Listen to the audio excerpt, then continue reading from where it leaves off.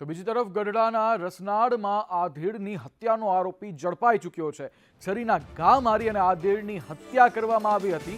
જસદણના ગેલા સોમનાથ મંદિરથી ઝડપાયેલા આરોપી પિતા પુત્રએ અશોક સોજિત્રાની હત્યા કરી હતી, જ્યારે પોલીસે પિતા મગન પાંચાણીની અગાઉ ધરપકડ કરી હતી। ત્યારબાદ ઢસા પોલીસે પુત્ર જીતેન્દ્ર પચાણીની ધરપકડ કરી લીધી છે।